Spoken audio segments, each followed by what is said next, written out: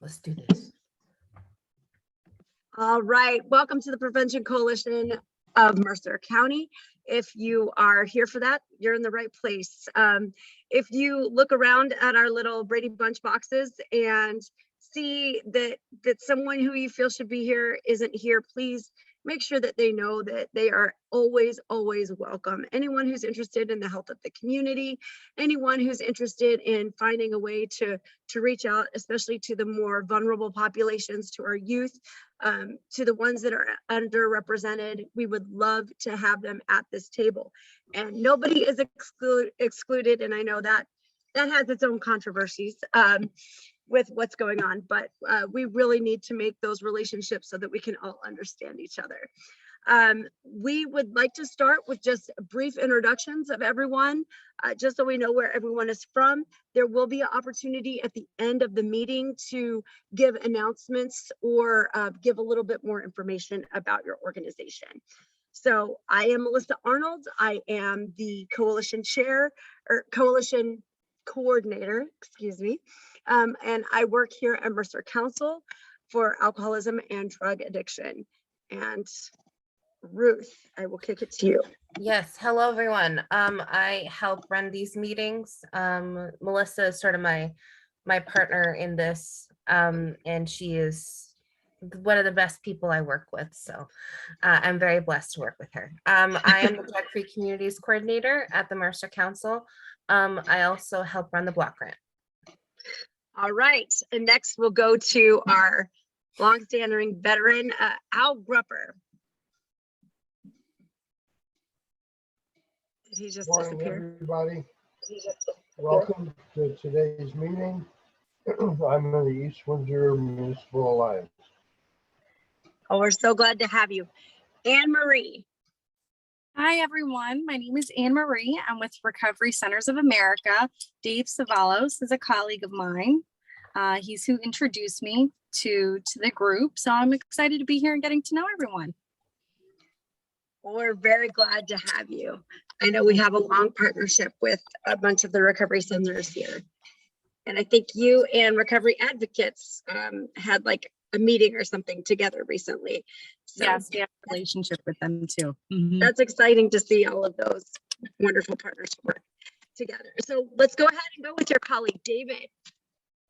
Hey, good morning, everybody. Yes, I did want to introduce Anne Marie. She's going to be covering Mercer and Middlesex, and I'm going to be covering Burlington and Ocean. So that's where we are now. But it's good to see everybody's faces. And we also have Chris Diorio on the line, who is our community outreach person, and he deals with the Medicaid population. So he's here too. But thank you so much.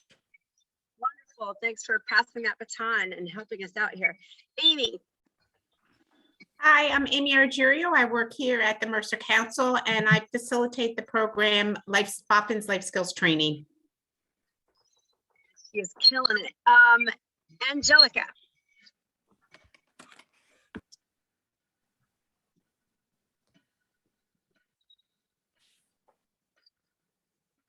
Do we still have her?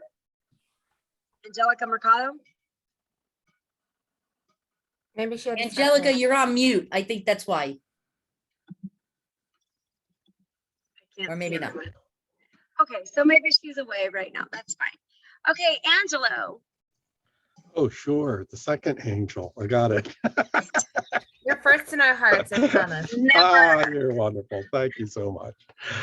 Good morning, everyone. I'm Angelo Oreganisi. I'm from the Division of Mental Health and Addiction Services, the PFS grant. Oh, and I have to leave at 10 minutes to 10. So just letting you know. Oh, we're glad that you're here for when you can be. Thank you. Thank you so Delightful much. to have you. Andy Gennaro. Hi, folks. Ann DeGennaro from Lawrence High School, Lawrence Middle School, Lawrence School District. And I just want to do a shout out to Melissa because we've been doing some groundbreaking work stuff here. And Melissa, I'll if we get a chance, I'll give you an update on all the good stuff that is going to move forward from here. So thank you, thank you, thank you. The coalition has been amazing at really trying to be the front runners in some really critical things in schools right now. So we might be a pilot to things to come for other schools to take advantage of. So Welcome, everybody. I love these meetings because I get so much information from them. So hi and welcome aboard and good job, Melissa. Thank you. Next, Carol Chamberlain. Good morning, Carol Chamberlain. I'm an outreach coordinator for the West Windsor Health Department and on the board here. And welcome, good to see everybody. Sorry, I'm in the car, so I'm not able to put my video on right now, but good to see everybody. We have Carol Mobile, we'll take it. And then Chris Diorio, you're with RCA. Good morning. Yes, I am. As Dave said, I am the Medicaid and MAT portion of RCA. So I'm very happy to be here and work with everyone in Mercer County. That's wonderful. Thank you so much. Big fan of MAT and inclusivity in clientele, that's for sure. Dario, you said that you were having issues with internet. I'll give it a shot. Can you hear me? All right. Okay. Okay, great. I can see I'm like glitching up a storm here. You're good. Good morning. I'm Dario Paglione with the Division of Mental Health and Addiction Services. I'm a program manager for a few of the grants, of course, in Mercer County, and really excited to be here. Thanks for hosting. It's always exciting to work with you folks in our backyard here. Fortunately for you guys, I'm right around the corner in Hamilton, so I'm available for any of your needs. So, we support you in all you do. So, thanks for what you do. I know it's an uphill effort every day. So really appreciate it. Dario is long suffering with my reporting skills. So we appreciate his patience and support in all we do. Next, I believe, Denise, I believe you're part of this great group too. Hey, everybody, good morning. I am Denise Nasitas, the statewide prevention coordinator for the Children's System of Care. Nice to see you.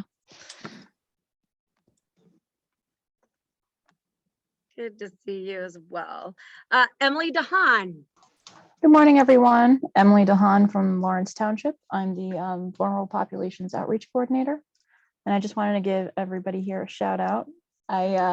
We had our health fair last week and PCMC was there and I finally got to meet you guys in person. So yay. Happy to be here. Thank you. It's one of the best run places. They really spoiled us. It was really nice. So it's so fun to be back in person again. And that was a perfect way to ease back into it. So good job for you guys too. It was very well attended. All right, Eric. Morning, family. My name is Eric Van Eck. I am the recovery guy at the College of New Jersey. I love being on these meetings, but I'm going to love even more being at breakfast next month. So looking forward to that. Yes, there will be. Yeah. And I see you have your summer facial hair going. So Jay Shree. Hello, everyone. My name is Jayashree Kalvachwala. I am the current Lawrence High School project graduation chair. Excited because we are all geared for the final celebration. Still fundraising, but very excited that we're going to have the locked-in night after 2 years and looking forward to it. And thank you all. All right, Keith. Yeah, hi, I'm Keith Levine, Health Officer for Lawrence Township. And thanks for coming to our health fair, Melissa. Oh, it was great. And he also runs the Municipal Alliance that works really hard and gives us a lot of these connections to Lawrenceville. Jocelyn. Good morning, everyone. Jocelyn Cooper. I used to be with the Mercer Council. I miss those days. I miss all of you. I'm now in private practice. I'm a clinician, consultant, and educator in Pennington. And I left my contact details in the chat. Good to be here. We're so glad to have you. Kruti. Good morning, everyone. I do the outreach for Hampton Behavioral Health. Nice to see you all. Right.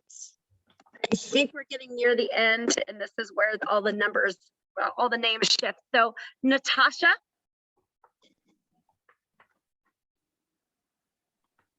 Hi, good morning. I'm Hi. Natasha. I'm from Hudson County Coalition, here to support the other coalitions. I'm a coalition coordinator. We love those partners. Thank you for being here. And kind of in that vein, Pollock. Hi, everyone. My name is Paula. I'm a prevention associate at NJPN, and I'm happy to be here today. All right. Thank you for all of the support you give us, Pollock. Next, Teresa Hank. Definitely not last, that's for sure. Good morning. I'm here representing Addictions Ministry, along with my husband, Deacon Moore Hank, and we do outreach through 3 churches in the Hopewell area. And we appreciate all the support that we have, especially most recently from Barbara, who came and did a presentation for our seniors dealing with chronic pain. So shout out to Barbara. Sharonda Howard. Hi, I'm Sharonda Howard. I'm the staff for Hightstown High School. I'm happy to be here. Thanks. We're so glad to have you. You know, when people retire, you're always worried that the names and all the things will transfer. So I'm glad we found each other. Thank you so much for being here.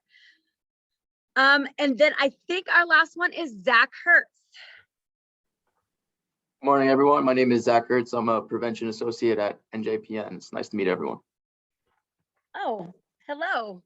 I guess I haven't met you yet. It's great to have you. Did I miss anyone, or if anybody wants to introduce themselves, feel free. Me. Oh, I'm my Lisa. word. Oh my word. I am I'm so Lisa. sorry. I'm Lisa. I'm at Mercer Council on Alcoholism and Drug Addiction, and I am taking over and beginning to work more with the senior adults. So Teresa, you and I need to get together again, and this will be a great thing looking forward. I also work with amazing job at it. I also work with the block grant, and I'm the administrative assistant. So I wear many hats. She keeps us all together and keeps us all sane is what she does. On top of all of her other responsibilities. Okay, so we'd love to, so May is Mental Health Awareness Month, and we thought that we would just give you a mental health moment. And so we brought in our most recent private practitioner and our former executive director, Jocelyn Cooper. That's why, one of the reasons why she's here. She also is very supportive about all of the community efforts that we're doing. So we will turn the time over to Jocelyn. Good morning again. I am really, really happy to be here. Being here feels like home to me. And so when Melissa and Ruth asked me to speak, I couldn't say yes fast enough. I really don't think that we ever can pause enough to discuss mental health and wellness and taking care of ourselves. I was planning, I want to address your needs, because I think a lot of us in this field are so focused on everyone else's needs that sometimes we get lost in the shuffle, and we need to sort of take pause to reflect and take care of ourselves so that we can keep doing this work. I kind of wanted to circle back to what Anne said, if I could, for a minute, about working with youth, because I know so many of us work with youth, and we are in the midst of a very, very difficult and overwhelming time. There's not a whole lot of solid ground. Our youth have really been struggling. They've been shuffled around. And I think a lot of us can end up feeling really helpless in how to help our youth make progress. And I think the number one thing that we can do, if all else fails, and if we're struggling and if we're sort of doubting our own abilities to help, when we're experiencing that frustration, we sort of need to look at ourselves and say, like, what is sort of coming up for me here? And if we can remember that the youth, the best thing that we can do is just see them and meet them where they are, and sometimes just listen to the pain that they're having. Something that I heard the other day is that the root words of compassion are to struggle and with. So if we can just hold space for our youth and let them know that they have someone to struggle so that they're not alone, that's sort of good enough if that's all we can sort of figure out how to do at any given time. And so, you know, working in this field and working with Mercer Council for so long and seeing you all through the coalition and through all the amazing work that you do with your organizations, I know that you're some of the most passionate and dedicated and selfless people. You work hard to nurture your little communities and the larger community. And many of you have fully dedicated your whole selves to the work. And I think the work can be as heavy and exhausting as it is beautiful. And also, y'all can't pour from an empty cup. We are historically bad at prioritizing our own self-care, but I'm here to tell you that it's never too late to start doing that, and that you need to do it because no one's going to do it for you. And so find ways today during Mental Health Awareness Month to set boundaries, to rejuvenate, to heal, to pause and be still when you can, to listen to your body and your mind, take what you need at any given moment. The more that you take care of yourselves, the more effective that you're going to be, and the longer that you're going to be able to be effective. And that's not just in the work that you're doing, that's in your relationships with your families, with your hobbies, you know, because when you're investing so much into this work, you're taking it from somewhere else, right? And those people in your life and those interests that you have are missing you when you're not fully present and not you know, fully investing in yourselves. You know, this is for you, and this is also for the people that you work with. It's okay to feel. So many of our youth adults, all of us, have internalized that somehow if we're like struggling or if we're anxious or stuck or sad or grieving, that we're somehow like not doing life right, and we need to like get back on track and figure out how to sort of like fix this. But those feelings that everyone has at any given moment are valid. And, you know, our thoughts and feelings aren't always facts because we're meaning making creatures. We want to give all of the stuff meaning. But sometimes things just come and go, and we don't have to give them meaning. We don't have to take them as truth. We can use it as data and not direction, and it doesn't have to translate into how we feel about our bodies, you know, how we think other people care for and appreciate us, what our worth is. You know, your value is inherent, and it's not based on your performance or a construct or standard that society or systems have created to issue value to you. It just is, and it's not if or when, it's just now already. You're whole. And part of being a whole person is having the full range of your humanity. So when you are worried about your feelings and your thoughts don't deduct from the wholeness of you. They are what makes you whole. And so learn ways to sort of validate those experiences that you're having, especially when life is complicated and messy and the world around us is difficult to navigate. The last thing I just want to say is it's so helpful to talk about and normalize these experiences that all of us share. It's often not maybe the most popular topic of conversation, but when we can normalize these experiences, I think that's how we collectively heal. So I just want you to close your eyes for a minute and reflect on a safe person or space that you feel good about sharing your humanity with. And I just want you to take a second to like celebrate that person and also celebrate you for being strong and brave enough to share your humanity with them. And if you close your eyes and that space feels a little bit empty, that's okay. Invest in yourself, go to therapy if that's feasible for you. There are lots of resources that help if it's not, because therapy is expensive and our systems are inequitable. But if not, there are self-help groups that you can find through the New Jersey Self-Help Clearinghouse. You can find a group that speaks to you. I'm certainly here as a resource if you need help navigating or finding somebody that you connect with. And I just want to thank you all for having me and for doing this work and for being so amazing. I hope you can prioritize yourself today and find something that feels warm today and every day, and even just do that for a few minutes, because y'all don't need to deserve it to do it, but you do deserve it.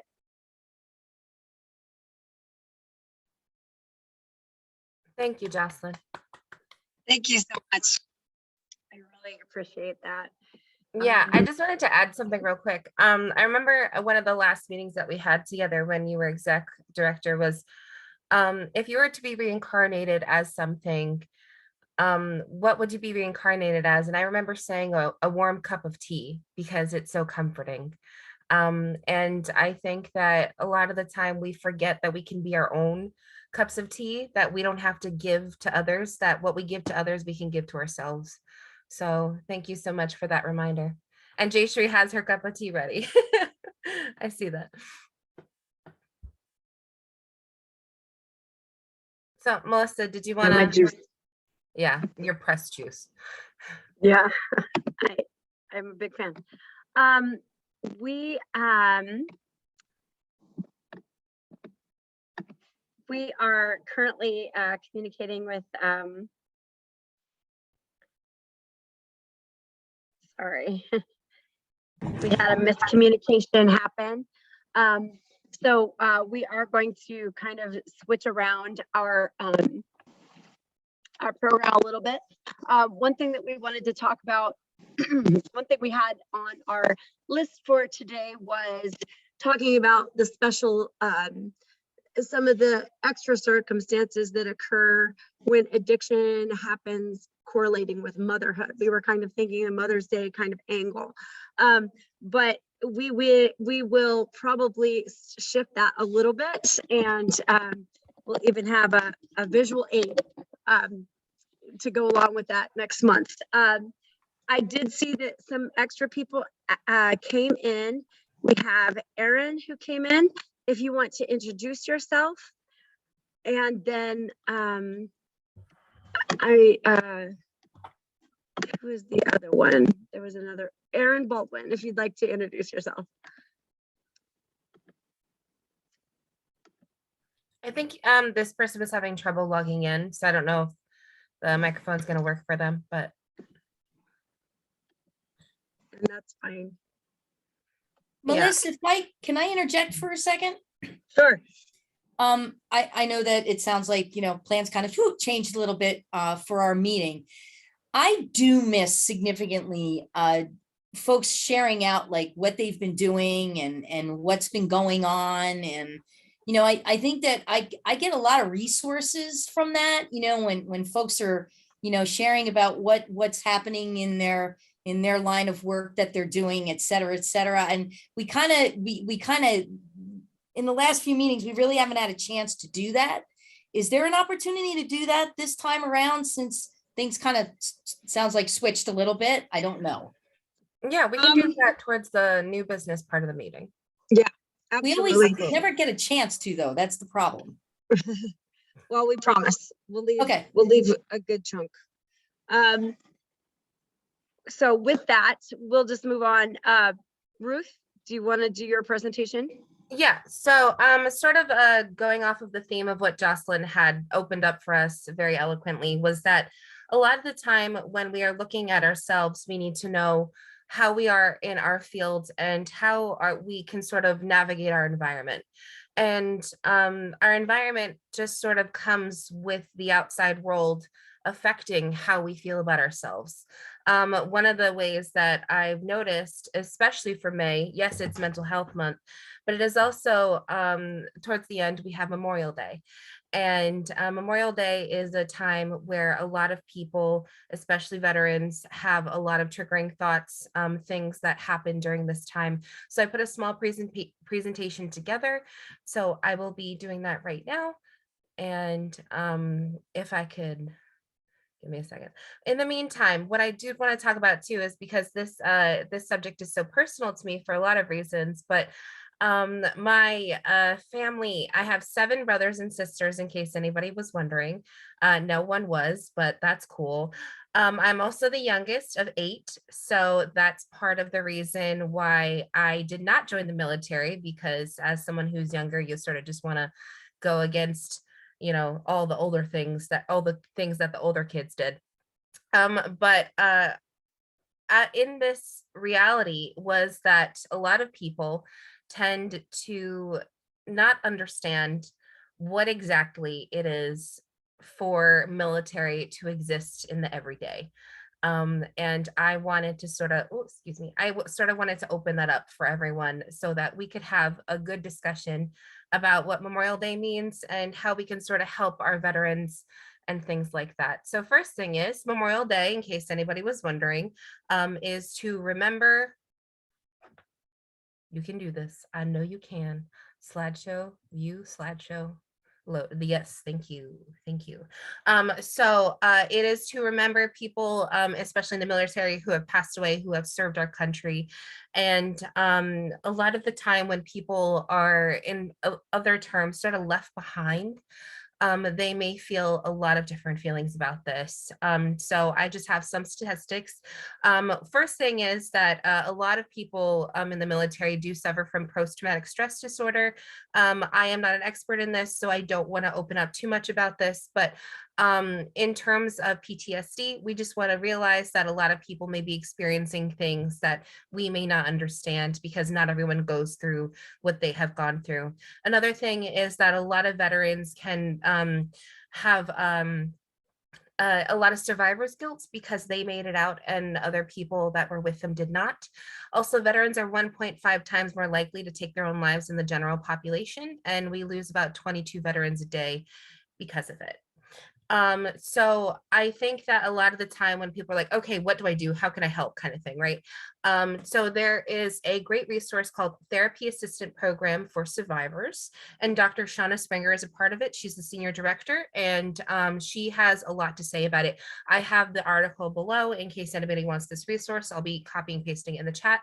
But she says, rather than looking for signs of negative impacts about Memorial Day, it is often helpful to proactively support the veterans in our lives. We can say something like, I will never forget the service and sacrifice of our fallen, or I stand with you in grieving the loss of those who made the ultimate sacrifice. And it's not what you say necessarily, but what you do in the process of how you're saying it. So she says, more than anything you can say, though, taking action to stand with veterans on Memorial Day is critical. Asking veterans in your life how you can honor the fallen together, and then doing this with them actively helps reintegrate our veterans into our society. A lot of the time, a lot of people don't realize that, you know, there are many people in our lives who are part of the military, and whether or not we have opinions on what that looks like in the international arena, the people that give their lives holistically believe in the reality that they are fighting for a country for a better cause, and to honor that sentiment is part of helping people where they are, right? And so with that, especially, I would like to say that my sister, who was in the military, I have 7 siblings, 5 of them are in the military. And one of my sisters lost someone when she was abroad, and we ended up, because I got really into food, so we ended up making her friend's favorite food that she would eat when she was there. And that was a way to help honor how she was able to accept that she was here and her friend was not. Another thing is that there are many ways to honor Memorial Day, and these are just some of them. So this is 1 through 5. Show your patriotism, pause for a moment at 3 p.m. your local time, visit a military center, a war memorial, watch the National Memorial Day concert, wear a red poppy. A lot of people wear red poppies for veterans, and tell a story or photo on social media about a friend or family member who may have passed away. Call or text someone that has lost a soldier, donate to charity. This is a great resource. There are many examples with this hyperlink you can see here. So this is a great resource as well. All of these are wonderful charities that help with that cause, as well as go to Memorial Day Parade and be thankful for our fallen soldiers, because they did help us in being who we are and being as safe as we can be. So that's all I have. If anybody has any questions, I have a lot more resources, but I will also be putting those resources in the chat. Any questions? I don't think so, but you know, just opening it up just in case. Thanks so much, Bruce. My father is an Air Force veteran, and he worked for several years within the VA system for substance use counseling and just helping them find their way. I think the statistics about veterans who take their own life is not only shocking, but it's heartbreaking. These are wonderful people that made it literally their career to keep us safe and free. And I really appreciate that extra focus on our May meeting. Thank you so much, Ruth. I know that the veterans were also at the health fair that was hosted by Emily DeHaan. So there are resources out there. They have some great programs going on right now. I think they were giving out gun locks, which I had never seen before as a giveaway, which I thought was a really creative idea. Moving on to some of our ongoing business, I did want to remind everyone that we do have the all recovery meetings. We have one every Wednesday night. These are still virtual, so they're still very accessible for everyone. We have on Wednesday evening at 7 p.m. And then we also have an additional one on Thursdays at noon. Those are run by our ORP advocates or ORP members, Dave DeCamp and Adrian Petta.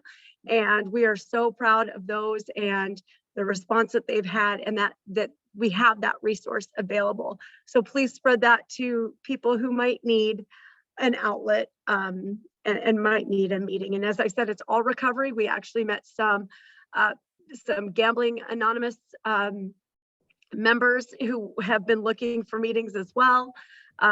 So it's definitely an area to investigate. I wanted to give you guys a little bit of, thank you, Ruth. She put all of those resources in the chat.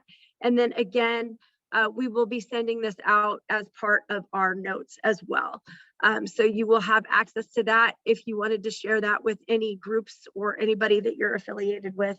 I know Ruth puts a lot of effort into those, so might as well use them, right? That's why we got the resource. I wanted to give you guys an update. I don't know if anybody was on Route 1 on on April 21st. If you were, there was a really big shocking scene of traffic and police and all kinds of clientele entering Lawrence's own Zen Leaf. For those of you who are not aware, they did get a dual license. There were only 13 issued throughout the state, that they can be a medical dispensary as well as an adult use registry. They are having a booming business right now, as is the rest of the industry. I believe they said the opening weekend made over $600 million, or an amount that I will never see. So that is still, so the cannabis industry is up and running here in New Jersey. Now, you know, we're still making efforts to reach out to them, to try to understand better their business models, their goals. We're trying to make sure that they build prevention into their business models. We are making efforts to make sure that new businesses are set up with IDing guides, that they have a resource center for people who may need it. And then just reminding them and people who work within the industry or work to support the industry, not necessarily the indirect membership, about the differences between teen and developing brains and adult brains. We realize these laws have passed. We realize the cannabis industry is going to be part of New Jersey's business landscape. However, we are still concerned about the health ramifications. And we're interested especially in dosing, in packaging, and health and safety, first and foremost. And it's the same as we feel about the alcohol industry. If you're selling responsibly, if you're using responsibly, if you know the signs, then we respect and uphold your business. But since it is so new, we're all still learning these things together. So that is definitely also just as a side note for Zen Leaf, it was a dispensary that did CBD marijuana, or like CBD in general, marijuana for medical use. So it has been an established business for a while, but when they started selling recreationally is when they really started booming so to speak. So it's not as if it's not something or that we've not had our eyes on or we were aware of them. It's that this sort of resurged their business model. Right. So Also, New Jersey kept a very, very tight grip on, they said we have 13 licenses that are going to be dual sites, but they didn't release those till literally on 4/20. So, you know, many of us were looking for those names and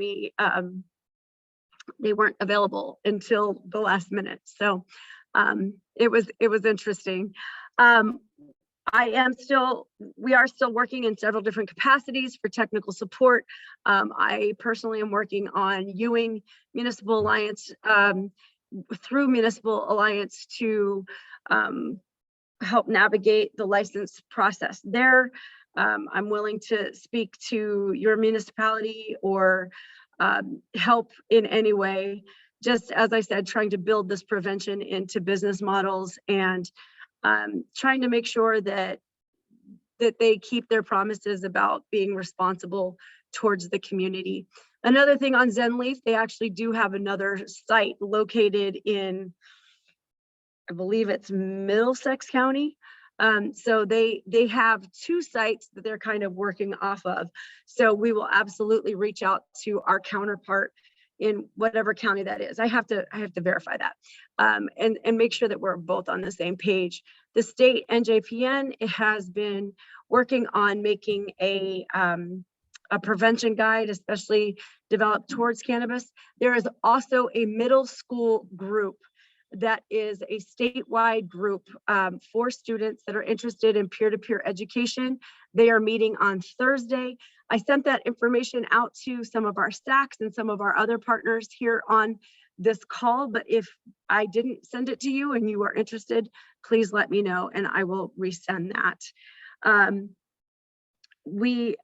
Andy Gennaro and myself and quite a few other people have been working.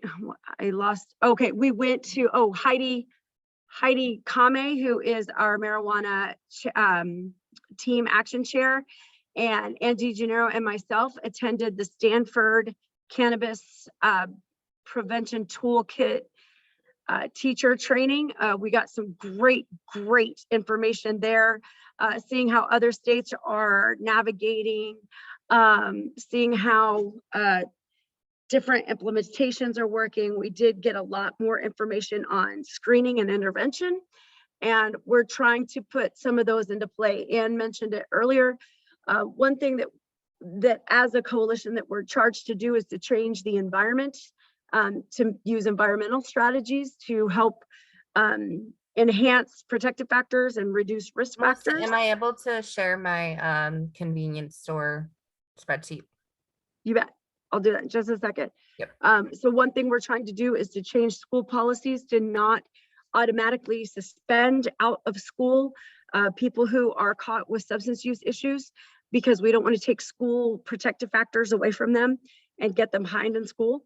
And so we're working on some efforts to try to change that narrative and try to give educational opportunities in school suspension instead. So that's one of the areas we're working on with, especially with that stuff that we learned at Stanford and some other resources that we're getting. Ruth, you want to explain what you're working on? Okay, so I just had this growing frustration with us not necessarily being ahead of the curve and not understanding who was selling, how people were given access to these sorts of products, especially with Delta 8 and things like that. So I was like, okay, who are the retailers that sell THC and CBD? Let's do it.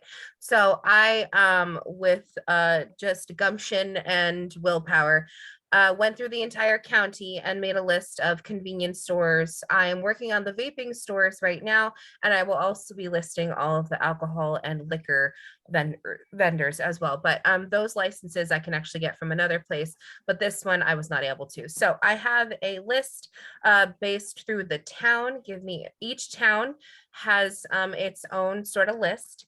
And as you can see here, I have excuse me, just this for, this is for vaping.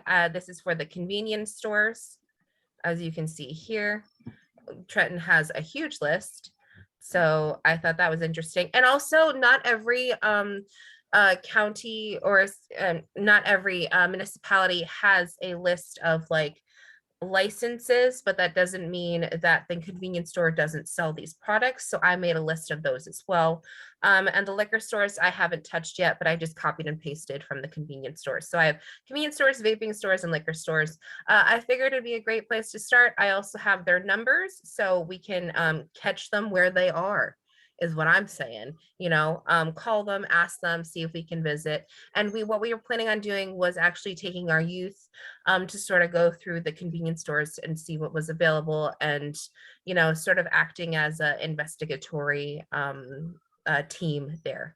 So obviously, like ShopRites and Stop and Shops are listed, but that doesn't mean that they're going to, you know, like ShopRite is selling.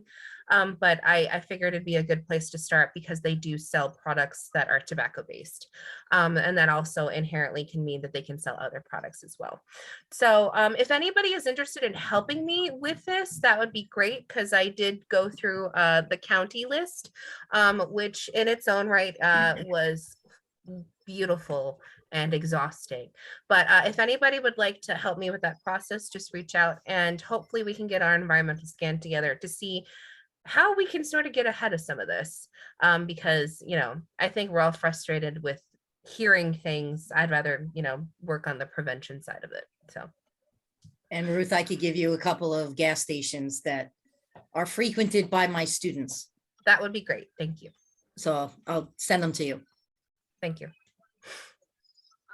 Yeah, and I don't know, it supplies pretty much the Tri-County area, because I have friends in Bucks County that shop at a couple of. Melissa, you're a little low. I was just saying I have friends in Bucks County who have found that some of the youth shop at one of the stores in Pennington. Can you not hear me? You just gotta be closer. That's weird. Okay. Just seeing if I turn down my mic or something. Yeah, you got to point your mouth towards. That's okay. All right.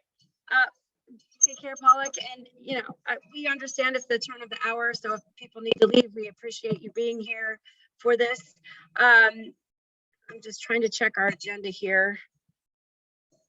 Oh, next month is very important. We are having our prevention awards. That's where we recognize people who they don't even have to be members of PCMC, but they are doing things to enhance protective factors and reduce those risk factors within our community. We have some great people that have been brought forward. If you have a person in mind, you can still submit that by the end of the day. We're calling our people by the end of this week, and we're getting the awards put in motion. So time has run out for that. Our breakfast will be on June 8th at 8:30 in the morning. We will have food. We will get to see each other face to face, and we will try to maintain some COVID protocols, but we will still be face to face, and it'll be so nice to see everybody again. Now, we are limiting it to 50 people. We're going to send out an event by the end of this week, so please keep an eye out for that. I will probably send it several times just as a reminder. The reason why I say 50 is because, well, for COVID protocols, but quite often people want to bring, the nominees especially, want to bring family members or friends. And this is also a great outreach opportunity to the community. So if you have a friend who might be interested, please let us know, but it is going to be reserved for that first 50. So again, it will be here at the council at 1931 Brunswick Avenue. And I believe we are going to try to keep a internet version of it, whether it's partially just for the ceremony itself, or if we're going to have cameras running.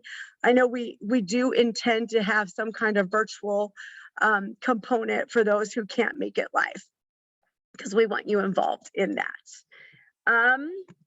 And with that, I think we can go into the open business part. I'm sorry, I keep going back and forth between agendas here and sign-in sheets and keeping records with everyone.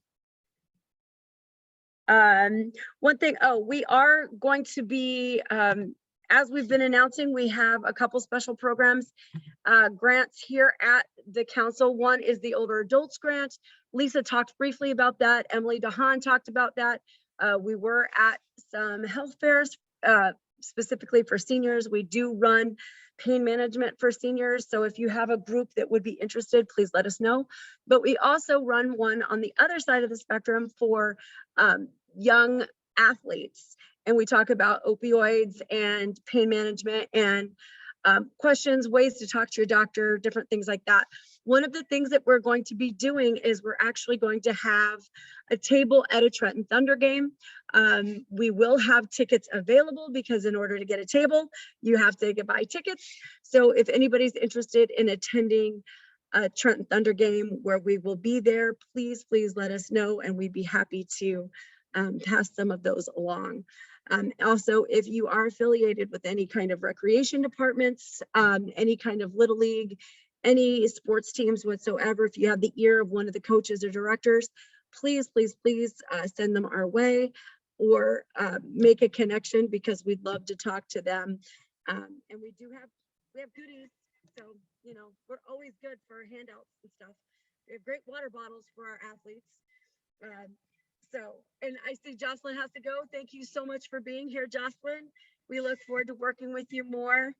And thank you for reminding us of our mental health awareness. And with that, Anne and Jayshree, as our chair people, would you like to discuss anything or set anything forward? I know we wanted to kind of have a moment of kind of evaluation of what we're seeing, any activities that your group is having. This is a great time. We're just going to do announcements. We're just going to have open discussion like we would if we were at a real meeting. This is a real meeting, but a face-to-face meeting where some of these things happen a little more naturally. So this is our open time and we'll go till about 10:25 and then we'll stop. Okay. Jay, you want to go first?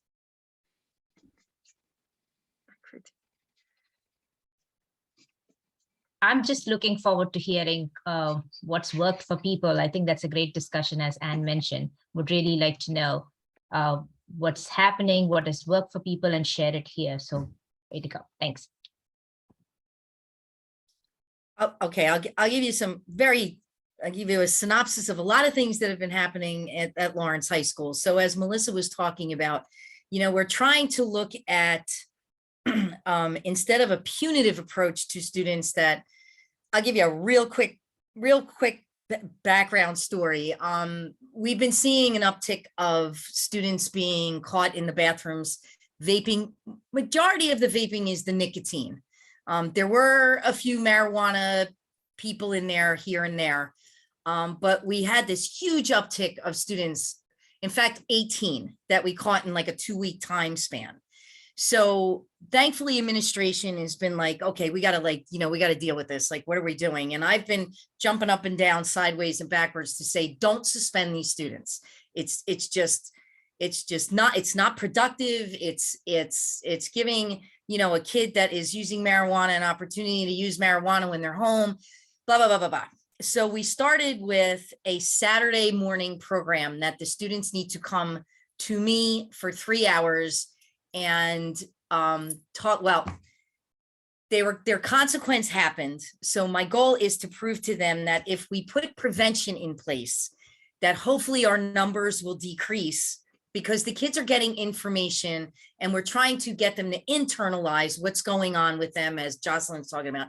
You know, what came first, the mental health, the use, what's the first thing that we need to deal with? So long story short, I've done 4 Saturday programs and Melissa and I have been, really trying to pound the pavement about how do we take away suspension.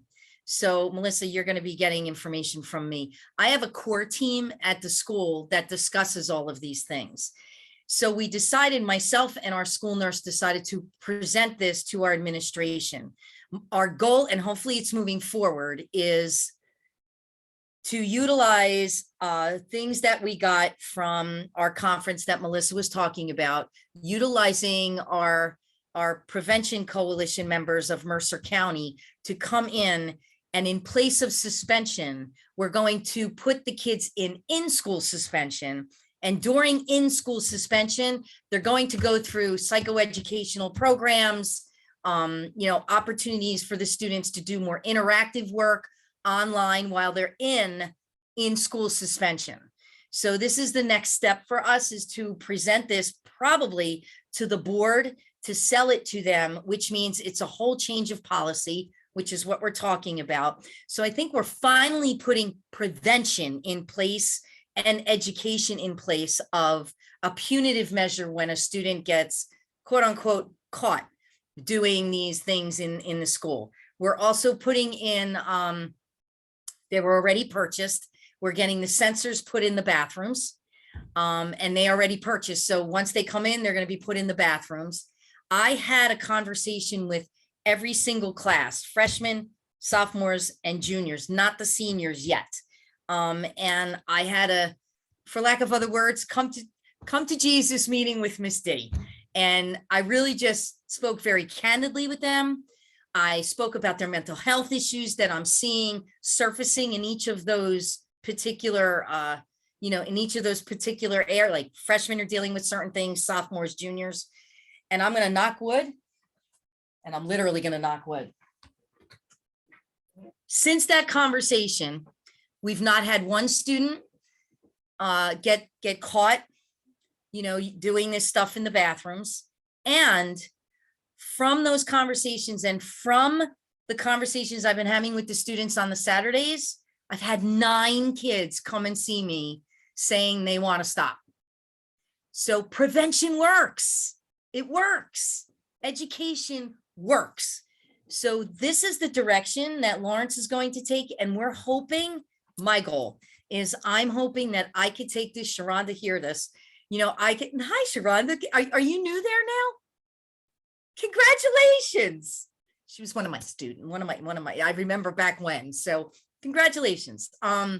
We're hoping that we can do a pilot project here and sell it to other school districts, because I think it just makes more sense to put something like this in place. And this is the direction that we're taking here. So I'm pretty excited about that. And I'll keep you guys posted on that, because it's finally changing the culture, changing the atmosphere of a punitive approach to all of this stuff to a more educational prevention focus. And then Melissa and I and the crew are going to talk about how do we get this into the younger kids. The education has to be consistent. So that's kind of what we're doing now. And it's, keeping my fingers crossed, guys. And hopefully this will be a direction that schools will begin to take, because, punishing a kid for using a substance isn't going to do anything for them.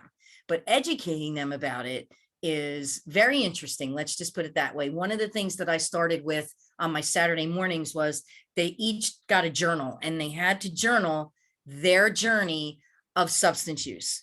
The first time they ever experienced it, saw it, when were they exposed to it? And it ended up being a good 2-hour conversation with the kids. So it was a very impactful way of getting them to open up about things. And I also think that makes a difference too, is how do we approach these students with this information? If we're going to shove this stuff in their face, they're going to turn it off. So we're trying to get them to personalize it more so they understand it. And that's what I'm going to say, because I could talk forever. So I just wanted to share that. And if any of you guys out there, want to come and grab a, if we want to get a guest speaker in for those times during the in-school suspension, are the recovery advocates still out here? Are they still on? Anybody still on? Okay, Eric just left, but Eric, you'd be perfect. If we have a recovering student from college, a college sense, you're still young, vibrant. And if I could grab some of you, so on the young part, yeah, it's more the older. Okay, well, it doesn't matter. I mean, I'm just I'm brainstorming and thinking out loud as to what the curriculum may look like. And Melissa and I are going to be the people to put that curriculum together. So, I'm excited about this. I think it's actually finally a turn in the right direction. Finally. So that's what I wanted to share on my end. I think it's so great that we are finally giving people their protective factors back. Like, you stay in school, you have a protective factor. And that we're realizing that is so important to how kids are interacting with drugs and their environment. And I think the next step that we're going to take with this is, of those students that are, that violate the policy, we're going to connect them with an adult mentor in the school, because we do have a mentoring program that didn't quite get off the ground because of COVID, but we also have a mentoring program in place for our students that we see are high risk, coming from an exceptionally long list of, risk factors. And we're trying to connect teachers/staff with those students to kind of, keep them in check and have an adult in the building that they can connect to. And I'd like to put that in place, Melissa, with what we hope to, present. So. Absolutely. Thank you so much. And Sharonda, did you wanna say anything? No, I think I'm treading along those same lines here. It is my first year as a SAC at Hightstown, but it's not my first year as a SAC in general. But we're kind of in that situation too. It's trying to figure out the students, they actually stopped suspending them right away. They'll do ISS, but it's whether or not, they're just doing ISS. There's no educational component. And I was trying to put into place something, there's modules online, but I didn't really feel like they're as effective. And I didn't even think of doing or coming in for Saturday school, but I was looking into in-depth. I think it's from Tobacco Free New Jersey. It's kind of a program where they would have to, it's like a small group, they'll meet for 3 times out of the week, or a month, or however it's set up. And I did the training, so I'm certified to do it. And you just talk about, the same thing that I feel like we would do if I did a vaping lesson, but it's kind of more in depth with a small group and it's mandatory. So I was talking to my admin about what if we come up with a plan to make this effective. It has different policy outlines and what it would be that we would have to implement here. It's still in the works. I have no idea what that's going to look like, but I do think it's important to do the educational piece versus suspending them. So we got rid of the suspensions right now, but it's more or less implementing the educational piece or making their time in ISS more effective. That's wonderful. Now, do you work with the middle school? Roswell is still at the middle school? Yes, correct? he's still at the middle school. Do you guys coordinate on do you know if he's seeing some things emerging? It's the same thing. I don't really know what they do at the middle level, to be honest, as far as for discipline or, I know he's very hands-on with searches and, the students that are getting caught, we have I see my students for about 3 times. He sees them, it depends on the situation. I know that's mandated, but there will have to be a whole policy change, right? And the way we handle things. So that's a whole other conversation to be had. But I do want to kind of bring people in. I think all of what Ann said is definitely up my alley and what I would love to kind of do. With your permission, I'll connect the 2 of you because I think you guys could really work with each other. Yeah, just as a quick question, I think that a lot of people are wondering how young is too young for prevention, and everyone can argue many different things, right? But I think the reason why I'm asking this is because I recently got a phone call about a district having trouble with 3rd graders vaping in the bathrooms. I know that's really young, and I know that's something that I don't know how to approach it, and framing that lesson and framing that mindset and all of the other complicated aspects of it, that's hard to navigate. So as people who sort of know what that looks like, how do we navigate that? Yeah, I know it's a hard question. That's a great question. I actually was a SAC at an elementary level. This was in Gloucester County. They still had DARE. I mean, I don't know what that looks like now. It's very different from what it is when I grew up, but you know, those are pieces that the officer would touch upon. I don't really know. You know, it's I don't think there's tricky. an answer, but Okay, good. Because I'm like, I don't know. I'm not sure. Things like that, I think, do they have older siblings in their life? Yeah. And are they seeing, are they modeling after their older siblings? You know, Or parents. especially with children, you know, with children that young, like that makes me want to do more on the parent side. But as all of us have complained, I know Gentry, you know, this is something that we talk about, is reaching parents is really hard. And as a parent, I get it. I'm overwhelmed a lot of times, or the meetings are always scheduled at a weird time, or something's always going on. So yeah, as a response to, you know, when is too early for prevention? I mean, if you think about the protective factors that we build around our children from the very, very beginning, you know, as infants, I don't think it's ever too early for prevention and to enhance those coping skills, those, you know, the understanding of body autonomy and, you know, protecting yourself and finding healthy resources. So, I definitely don't think there is a limit. I also wanted to open this up. I know we have some educators speaking right now, and obviously that is a crucial area for all of us.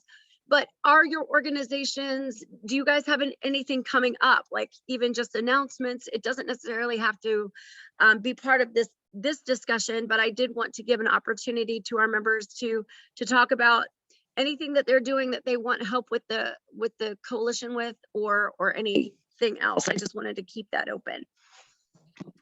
Yes, Melissa. you're still young. Hi, I just wanted to add something here. You know, I come from a very different background. I think I'm the parent here, and I'm learning so much when I come to this meeting. So I want to just go out and talk to my friends, talk to the, you know, the community, that there is so much, things are happening, but there are so many resources out there to help to stop this. And I'm learning every time. Just to take away from this meeting, after several meetings, what I see is, how about, like, we meet every month, but I see a need of some subgroups, right? I think we discussed before. How about we get a few school SACs together in a meeting where they can really exchange ideas? I mean, Anne and Sharonda just did. So we could have that. And then we have the colleges where we have Eric and others. We could have a subgroup of, you know, just one meeting where they can share resources, share ideas. We can get more colleges. Eric, I know you're here, Ryder is here. If you could get, I don't know where Princeton is here. So we need to get more colleges. I just started working at Princeton University, so I'm asking you. So we need to get the colleges together with resources. And then I think parents, I think I can help there to, you know, initiate that process. So we could have 3 different subgroup, or rather one meeting, maybe in July, maybe when we are not that busy, we could have these 3 groups come together and see how we can, you know, share resources, share ideas, what works best in what scenario, and take it from there is what I think could be a good plan to do. Melissa, Ruth, and Anne. I just wanted to throw that out. Okay, in one of our early meetings this year, we talked about the 12 sectors, and they're not always inclusive. We believe there's more than 12, but 12 have been identified. And what you're describing is exactly that. So maybe instead of action groups by substance, which is what we currently have, maybe having some sector groups. And that's what that sounds like. So that's a great idea. We will definitely think about that. The July meeting would probably be a great opportunity because we're regrouping after not necessarily regrouping, but the prevention awards are kind of a pivotal moment, and then kind of building our summer or our July meeting at July and September, because we don't meet in August. So that might be a really good opportunity there. And let's see, does anybody else have any kind of comments? Do you have any programs coming up? Do we need anything? So does anybody have any fairs this summer? I know that Melissa, it's Carol. Yes, hi, Carol. Hi, there's 2 events coming up, and I'd have to check with the senior director at Robbinsville, but there's a health fair at the Robbinsville Senior Center coming up in June. And then there's Robbinsville has a community day, which I can see if they're, taking vendors there too. That's also in June. I also wanted to remind you guys, I know you talked about reaching out to recreation directors earlier. Some of them run some summer camps, so you may want to reach out to them about doing some programming. They're always looking for little programs to kind of fill their days. I think, well, obviously, Nancy and Lawrence, but I can certainly check here too in West Windsor about that also. And then I did send you over an email just reminding people that there are support groups weekly through Hope and Healing for a variety of groups. There's one for first aid, there's one for first aid or for first responders, there's one for teens. There's a bunch of different support groups that are available, and hopefully you got that. I don't know if you did, but if not, I'll resend it.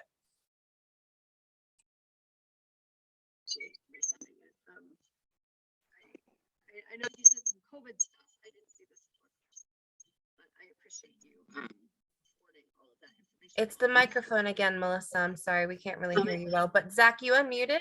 Was there something you wanted to say?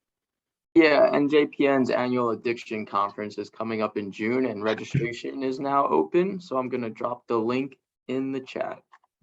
It's going to be virtual this year. We'll also include that in our minutes. I'm sorry, Melissa, I'm not sure what you're saying. Oh, Melissa, no. Maybe you're okay. So yes, so if you could drop that in the chat, we will copy and paste it and put it into our minutes so that everybody is aware of it. So Perfect. Thank you very much. Melissa is practicing her miming again. It's free this year, right, Zach? Yes. Melissa, it happens sometimes. The laptop just kind of takes revenge at you, saying you talk too much. Shut up. Sorry, it does that to me. It's okay. I It's have technology. a quick question. I'm sorry. I don't. Oh no, I don't hear you. Sorry. I was just curious. Is Mercer? Do you guys do anything like? I know there's Al-Anon and there's Al-Anon Teen out there for students to attend, but getting them to go to those meetings is like pulling teeth. And I was just wondering, is there anything that you guys could kind of do to kind of mimic that? I mean, not obviously to that degree, but just like for additional support for students who are parents are struggling with alcoholism or addiction. I mean, I obviously give them the support and, put them all in one place together and try to like work through and navigate some of those feelings that they're experiencing. I don't know if you guys have done something where you would come into the schools or would be okay with doing that, to just like, from your standpoint and being so more experienced than I am, in like addictions and how, it affects them and how they can kind of like navigate that, because they can't leave. They're kind of just stuck in this situation, unfortunately, with their parents. And yeah, we have recovery advocates. Sorry, not recovery advocates. We have a weekly meeting on Wednesdays and noon on Thursdays. You can be 16 or older to attend. I know that doesn't necessarily help with middle school, but those people, that Zoom link will be included, so you don't have to necessarily. Awesome. Yeah, we'll keep reminding people. But yeah, those people can just literally log on, join, and see who is in their community to sort of, connect, see what's up. So that's what we offer. We do have a lot of resources for children and youth and addiction and things like that. So Shonda, if you want, we can send you a. Oh, you can do it yourself. Oh, Ruth, you're muted. Ruth. Technology at its finest. Okay. You just need You know it. what? Okay. It just senses that anyway. Okay, yes, we will send a whole bunch of resources your way. And we'll be copying and pasted, everything. You'll get what you need is what I'm trying to say. Okay. So thank you so much, Rhonda, for bringing that up, because I know that's definitely a point of contention for a lot of people that are searching for their youth, especially. And speaking of youth, we also have an event that if any youth would like to be, included, the tobacco free grant has something coming up. It is an event for I Play America. They will be providing transportation, and myself and Melissa will be going, and we'll be sort of the advisors to any children that would like to sort of be introduced to what we do at the Youth Coalition, especially. So if anybody's interested, reach out to us, and then we'll be sending obviously permission slips, please, for permission slips, and then we'll be going from there. So, if anybody, especially the sex, if you would like to open it up to your children and see if they're interested. So, anybody else have anything? Oh, yes, transportation is provided, just, double checking on that for I Play America. So it's on June 4th. So it's less than a month away, but we do have time to recruit and see who's interested. I don't think that, is there anybody else that would like to say anything, or anybody else that has anything?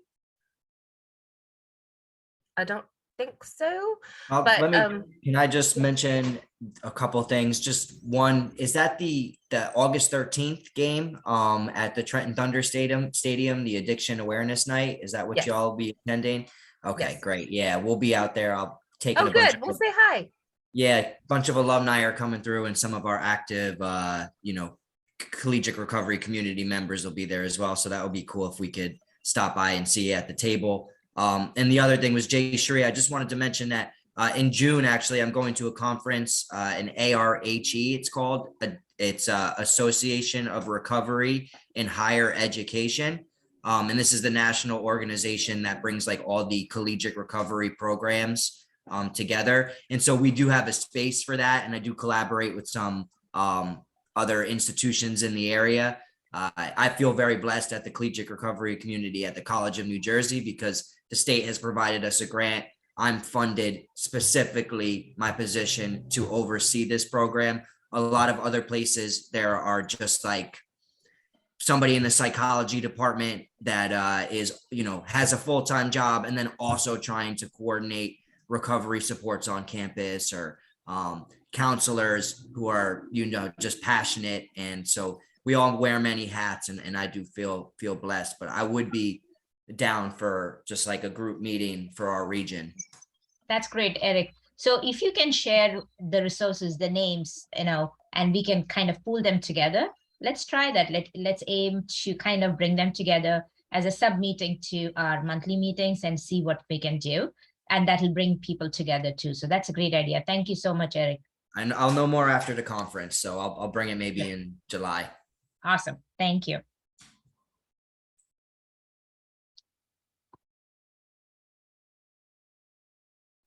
So does anybody else have anything that they would like to share? Okay. All right. Thank you so much. I'm going to stop recording now. Thanks. Love your smile, Melissa. Keep smiling.